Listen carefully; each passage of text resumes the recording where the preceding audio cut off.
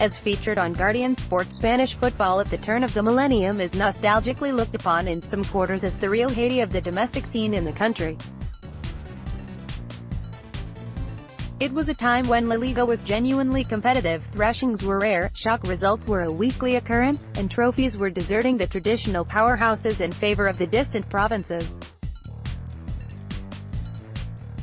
The 1999-2000 season was the pinnacle of all this, as the league trophy went to Galicia for the first time, the Pichichi to Cantabria, and the Zamora trophy wound up in the unheralded Basque city of Vitoria-Gasteiz. It was the last time that domestic silverware completely eluded Spanish football's Big Two, and it was a season in which the underdogs ruled supreme, while three previous league champions would be sent tumbling out of the top flight and into the Segunda division. However, this unsettling of the usual pecking order, as you might imagine, wasn't quite to everyone's taste. Campaign was a cocktail of shocks and scandal, where the on-field action ranged from the sublime to the ridiculous. Never has a season divided so much opinion, and, to this day, nobody is quite sure whether it was one of Spanish football's finest hours or most comical episodes. To muddle minds further, almost inexplicably, a season when the big clubs seemed to veer from one disaster to another also served up an all-Spanish Champions League final, the first time that two sides from the same country had ever met in European football's showpiece occasion. A sure sign that Spanish football was flourishing, you might have thought, but surprisingly few remember it that way, and it only adds to the mystery of quite how the Primera Division title ended up in the country's 19th largest city. The fact is, nobody really saw either the continental success or domestic surprises coming. Previous year had finished with an orthodox Barcelona-Real Madrid duopoly in LaLiga, but neither had made any impression on the Champions League, with Barcelona going out in the group stage and Real Madrid humbled by an Andriy Shevchenko-inspired Dynamo Kiev in the quarters. The traditional curtain raiser for the 1999-2000 season saw defending league champions Barcelona take on Copa del Rey holders Valencia for the Supercopa. Valencia were clearly on the up, with Gaizka Menduta pulling the strings from midfield, but had undergone a managerial change in the summer, with Mallorca boss Hector Cooper coming in to replace Atletico-bound Claudio Ranieri, so they were still to some degree an unknown quantity. If Los Che could juggle the demands of European and domestic football, they were viewed as perhaps the only team with any chance of breaking up the domination of Barcelona and Real Madrid, who had between them claimed the league title in 14 of the previous 15 seasons. Read, building and destroying a legacy. Luis Figo at Barcelona, however, up against Luis van Gaal's star-studded Barcelona side that included the likes of Luis Figo, Patrick Kluivert, the De Boer brothers, as well as future managers Pep Guardiola and Luis Enrique. Valencia were still clear underdogs for the tie. A late Claudio Lopez goal at the Mestalla decided the first leg in favor of the hosts, but it was the second leg when they really set the tone for a season of surprises. 2 times Barcelona took the lead at the Camp Nou, only for their defensive deficiencies to be exposed by a Valencia side that had scored 7 goals on 2 winning visits to the stadium in the previous campaign. A 3-3 draw gave Valencia the first silverware of the season and offered the first inklings that the tide of power might just be beginning to alter course. Over in the capital, Real Madrid had been busy investing heavily following an unsuccessful year, but this being the pre-Galactico era, it was done in a more balanced and less headline-grabbing way. Michel Salgado and Ivan Helguera arrived to supposedly bolster an embarrassingly leaky defense, and their side was largely made up by members of a relatively uninspiring Spanish national side. The additions of the likes of Steve McManaman and Jeremy didn't exactly capture the imagination around the Santiago Bernabeu, but the signing of Nicolas Anelka, at the time regarded as the hottest young striker in Europe, looked set to provide genuine competition for Raúl and Fernando Morientes up front. The league campaign got underway routinely enough with Real Madrid winning away at Mallorca, who had been the surprise package of the previous season, while Barcelona won 2-0 at home to Zaragoza. A Deportivo La Coruña side that had also been fairly active in the transfer market topped the table after the opening round of fixtures with an impressive 4-1 win over Alaves, but Barca would be on top before too long, winning their opening 3 games of the season to cement their billing as title favourites. Meanwhile, any hopes of a Valencia title challenge quickly appeared to be up in smoke after Los Che contrived to lose all of their opening 4 league games. It was the 4th round of fixtures when the peculiarity of the 1999-2000 season really started to take shape. Barcelona sunk to a surprising 2-1 defeat in the Basque Country at Alaves, who had only stayed up on the final day of the previous campaign, while newly promoted Rayo Vallecano won at Celta Vigo to assume an unlikely top spot. They would retain their strong form over the opening few months of the season. From that point on, the shocks would come thick and fast, and, with each passing week, it seemed the belief of the Minnows grew and grew while the giants of Spanish football found new ways to self-implode. In Week 6, 2 of the big clubs met as Valencia headed to the Bernabeu with just a point to their name. However, they defied the odds to put in a stunning first-half display and race into a 3-0 lead against an out-of-sorts Real Madrid. Fernando Morientes claimed 2 back for Los Blancos, but Valencia held on for all 3 points, and although further slip-ups meant they were too far back to seriously get themselves back into the title picture, they remained a thorn in the side of the top clubs all season, and dangerous opponents for anyone on their day, as many elite European clubs would soon find out. The following week was El Clasico, and John Toshak's side headed to Barcelona desperate for a result to really kickstart their season. A lively game displayed both sides' attacking prowess but defensive frailties in almost equal measure, as goals from Rivaldo and Figo, in his final season at Barcelona before his infamous switch, were cancelled out by a brace from Raúl for the visitors, who secured a 2-2 draw. Read 9 trophies in 342 games, the colossal legacy of Vicente del Bosque. It wasn't a disastrous result for Real by any means, but it didn't prove to be any kind of springboard either, and, by the end of October, the white handkerchiefs were out in force at the Bernabeu as Jimmy Floyd Hasselbank netted twice as a struggling Atletico Madrid side claimed the derby spoils with a 3-1 win in their neighbour's backyard. It extended Real's winless run to 8 league matches, and the only mild surprise was that it took another few weeks for Toshak to be given his marching orders. His replacement was Vicente del Bosque, a man who personified Real Madrid, having played over 400 times for the club and someone who had been associated with it in various capacities for over 3 decades. Del Bosque at the time was an inexperienced, perhaps reluctant, manager, and his only real long-term experience of the position had come in the late 1980s when he had led Real Madrid's reserve team for 3 years. If fans were hoping he would be the immediate solution, then they would be mistaken. With just a month to go until the end of a century in which Real Madrid had been the dominant force in both Spanish and European football, they were in a state of crisis, and on the 3rd of December 1999 suffered one of their most humiliating defeats. 2 goals from Aston Villa reject Savo Milosevic and a brace from the anything-but-prolific forward Juan Alay led to an almost unbelievable final score at the Bernabeu of Real Madrid 1-5 Real Zaragoza. It was the biggest away win all season in LaLiga and one that left Los Blancos in 17th place after 14 games. As was the case in Valencia, any title dreams already looked as good as over. With their rivals in a state of utter disarray, you would have thought it offered a Barcelona side that had started quite strongly an open passage to a 3rd successive title. Indeed, when they demolished Athletic Club 4-0 in Week 9 to go top of the table, the Catalan press was busy building up Van Gaal's team as the champions-elect. However, while Real Madrid were going through their autumn horror show, things wouldn't prove much brighter for Barcelona.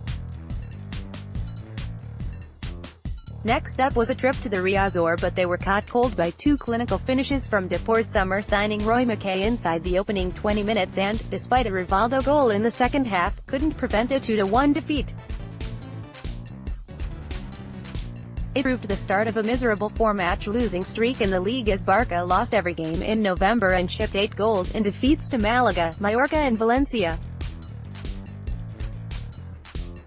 Faced with the prospect of the ill-fated second group phase in the Champions League, Van Gaal had little choice but to rotate his squad and had been blooding talented academy graduates Xavi and Carles Puyol with increasing regularity. Serious question marks were lingering over several of their more experienced defenders. That series of poor defensive showings and another 3-2 defeat at bottom club Sevilla in December meant that the Dutch boss was struggling to decide upon a regular back four, a problem that would haunt him for the rest of the season. Read, the Prince of Vigo, Alexander Mostovoy's glorious sojourn at Celta, 15 matches in Spain's Primera Division, looked as though it had been vigorously turned on its head. It was an all-Galician top two with Deportivo leading the way from Celta, while Zaragoza, Rayo and Alaves completed a top five that nobody could possibly have foreseen. Of the surprise quintet, it was unquestionably Depor who had been the most impressive. McKay had provided them with a real cutting edge in the final third and would go on to score 26 goals in all competitions that season. The arrivals of Victor Sanchez and Slavica Jokanovic in midfield were proving the ideal complement to the flair of Depor's sizable Brazilian contingent, which included Mauro Silva, Jamina, Flavio Conceição and Rio-born Spain international Donato. Their win over Barcelona had instigated a 7-match winning run in the league that saw Depor assume a commanding position at the top of the table. By New Year's Day they had a 6-point lead over Zaragoza, who had moved up to second after a 2-1 win over Depor in the final game of 1999. More significantly, the Galicians still held a 9-point advantage over Barcelona and 13 points on Real Madrid, who had ended the year with a couple of morale-boosting wins to move away from the doomsday scenario of a relegation battle. LaLiga was set for an intriguing second half of the campaign. All of a sudden it was Deportivo, a side that had never won the title despite coming tantalizingly close in the mid-1990s, who were being talked about as the side to beat. They were by no means the finished article, though, and were also prone to the odd defensive horror show of their own. In keeping with the pattern of the season, the leaders would put in a series of abject displays in early 2000, and it seemed as though the status quo could yet be restored.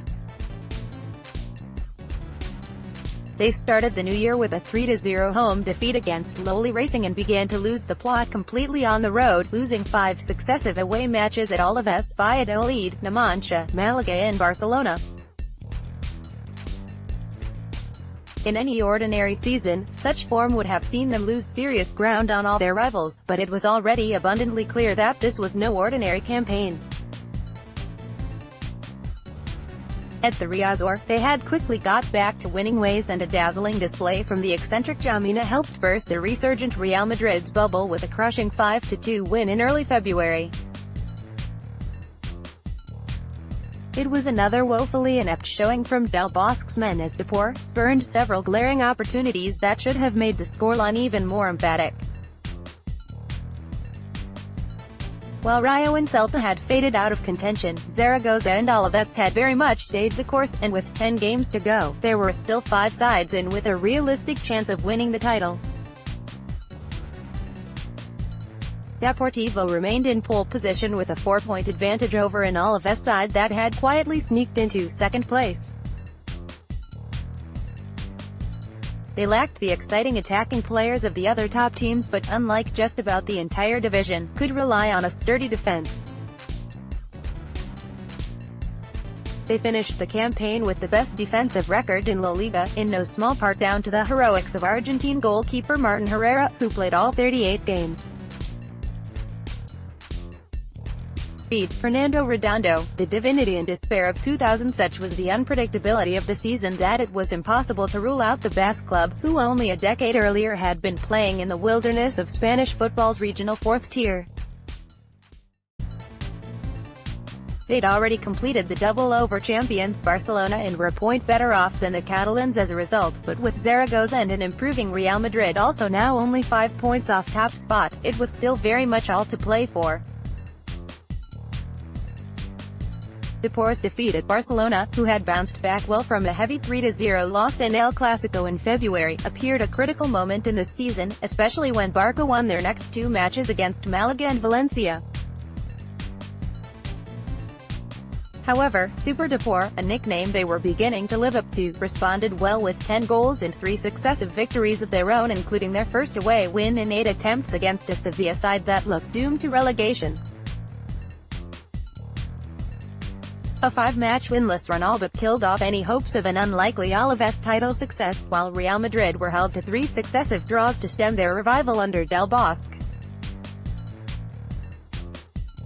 Zaragoza were still looking strong and were arguably the most impressive all-round unit, with a better defensive record than Barcelona, Real Madrid and Deportivo, while long-serving midfielder Santiago Aragon and Paraguay international Roberto Acuna were helping to feed Milosevic, who netted 21 league goals in the most prolific season of his career. Just when Zaragoza appeared to be gathering a head of steam, Real Madrid gained revenge for their thrashing earlier in the season by winning 1-0 at La Romareda in week 33. Meanwhile, serious cracks were once again appearing over in Barcelona. They suffered 2 3-0 league defeats in the space of a week, the first coming at home against a Samuel Eto'o-inspired Mallorca, prior to another abysmal performance at Real Oviedo. That made it 11 league defeats for the Catalans, ordinarily far too many to be anywhere near title contention, yet they remained the closest challengers to Deportivo. As a result of Barca's loss in Asturias, the Galicians had the chance to move 8 points clear with victory in the capital against Rayo. Their travel sickness, however, once again returned with a bang as they went down 2-1 in Vallecas. Although they retained their advantage at the top, the Depor were doing little more than limping towards the finish line in a title race that nobody seemed to want to win. The pressure wasn't just being felt in A Coruña. Real Madrid appeared to have sorted their defensive problems out at last and had been on an 11-match unbeaten run in the league, while progressing to the Champions League semi-finals with victory over holders Manchester United. In a topsy-turvy season, they ran into trouble against relegation-threatened Racing. 2 strikes from Salva Ballesta, who would end the season as top scorer in La Liga with 27 goals, helped Racing to a shock 4-2 win at the Bernabeu, surely extinguishing any hopes of a real league title for good. For once, the other 3 sides in the hunt all won, but another Deportivo away defeat in the Galician derby at Celta next time out handed yet another lifeline to the chasing pack.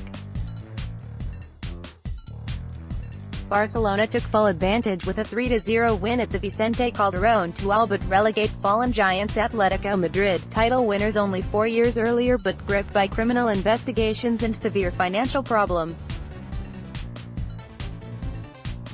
Read Diego Tristan, the brilliant but tortured lizard of Galicia. It meant Depor's lead had been cut to just 2 points over Barcelona with 3 games to go and everything to play for. For Barcelona, the league title was all they had left. They had exited the Copa del Rey in farcical circumstances when the club refused to play their semi-final second leg against Atletico, citing that a clash with international fixtures had left them with only 10 eligible players. It was another embarrassing episode for both the club and football authorities, and it didn't reflect well on the organization of Spanish football as a whole. Paradoxically, the following week, 3 Spanish teams lined up in the Champions League semi-finals, with Barcelona traveling to Valencia and Real Madrid taking on Bayern Munich.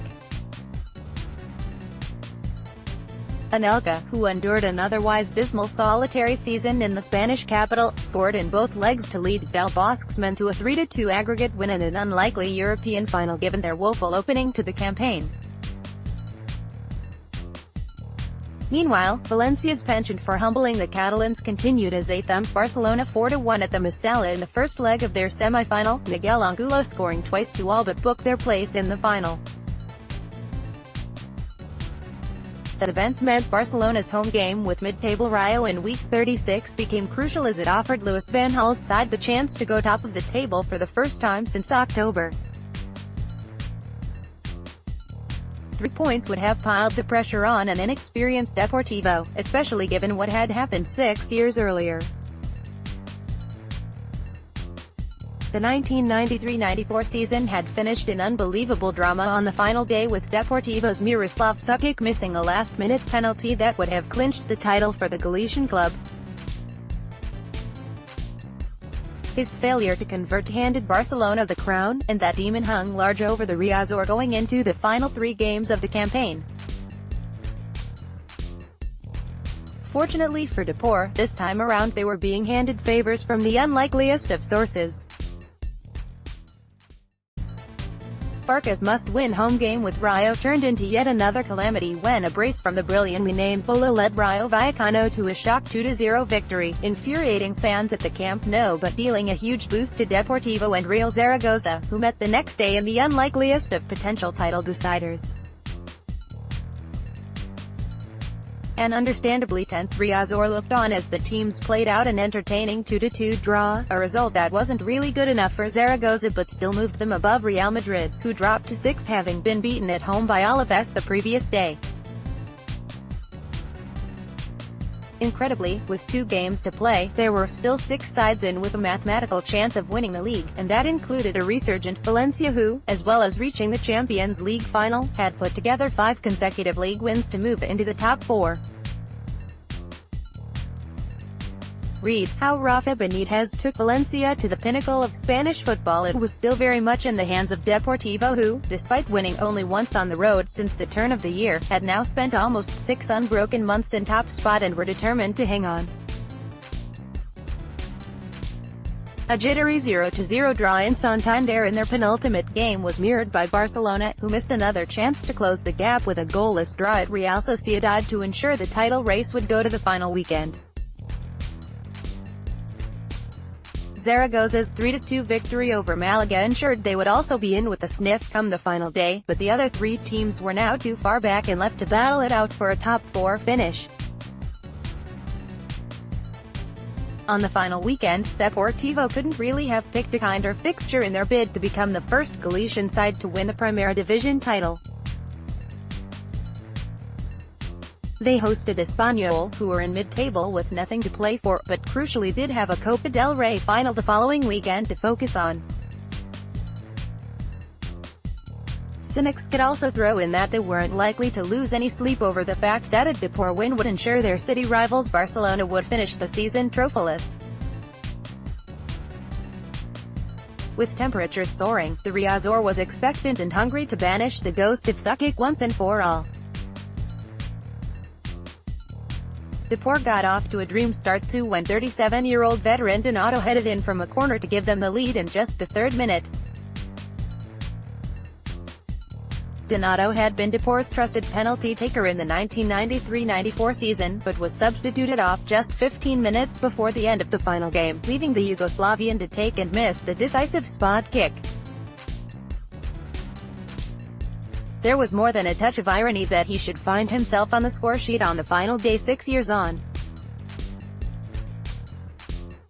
It wasn't long before Deportivo were 2-0 up as McKay made his way through a sea of confetti to fire home a killer second goal and really get the party started on the Galician coast. Only a draw was needed to clinch the trophy and, despite the odd nervy moment after the break, there was no stopping Super Depor this time around. 6 years on from their day of despair, fans spilled onto the Riazor pitch at full time once more, this time in celebration of an incredible title triumph.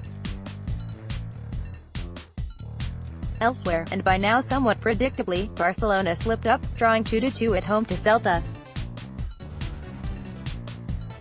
The same went for Zaragoza, who lost 2-1 at Valencia, but both sides secured a top-4 finish as a result of final-day defeats for both Alaves and Real Madrid. The bottom three had already been decided prior to the final day, with Sevilla, Atletico Madrid and Real Betis the unlikely trio filling those places. That meant 3 of Spain's best-supported clubs, all of whom were former champions, were relegated, and Espanyol's victory over Atleti in the Copa del Rey final the following week rounded off an unprecedentedly bad domestic season for the country's traditional powers. However, there would still be a happy ending for Real Madrid, who put aside the misery of a 5th-place finish in LaLiga to beat a Valencia side that barely turned up in the final of the Champions League in Paris. Indeed, of all the dramatic occurrences of the 1999-2000 season, perhaps the most significant event in terms of Spanish football was the birth of the managerial career of Vicente del Bosque, a man who, a decade later, would lead Spain to World Cup glory but might never have properly cut his teeth in management had Real Madrid not made such an abysmal start to the campaign. Read the rise and fall of Deportivo La Coruña. The season will always be casually remembered as the year Super Depor ruled supreme, but oddly few connected with the club look back upon the class of 2000 as their greatest team. The side that finished second in 1994 was much better defensively and lost only 4 games compared to the 11 defeats inflicted on Aruritas championship winners. Meanwhile, the arrival of the iconic figure of Juan Carlos Valleran in the summer of 2000 arguably took Depor to another level, and they would better their title-winning points tally in 3 of the following 4 seasons, whilst also becoming a genuine force in Europe, but were unable to secure another Primera Division crown. You can argue that Deportivo didn't deserve to win the league that year, especially given they topped the table for almost the entire campaign. However, it is also abundantly clear that they benefited from what was a freak season. Since 3 points for a win was introduced in 1995, no other side has ever won La Liga with a points tally as low as the 69 that Depor mustered.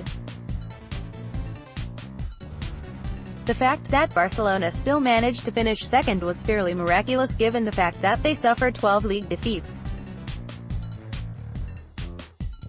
Only twice in the club's history have the Catalans lost more league matches in one season, and it sparked big changes at the club, with Luis van Gaal departing and President José Luis Núñez succumbing to fan pressure and resigning after a mammoth 22-year spell in the role. The new faces at board level and in the dugout failed to lift the gloom, and the 1999-2000 season marked the commencement of a real decline for Barcelona. Indeed, they would have to wait until 2005 to get their hands on silverware again, their longest barren run since the end of the Spanish Civil War. Over in the capital, Real Madrid's European glory had helped mask their woeful campaign in La Liga, which remains their worst showing in Spain's top flight since 1985. That fact wasn't lost on opportunistic businessman Florentino Perez, who also highlighted financial mismanagement at board level and replaced Lorenzo Sanz as president in an election just weeks after Real Madrid's 8th European Cup win in Paris. Soon after his election, he would rock the football world by coming good on his promise to secure the controversial signing of Luis Figo.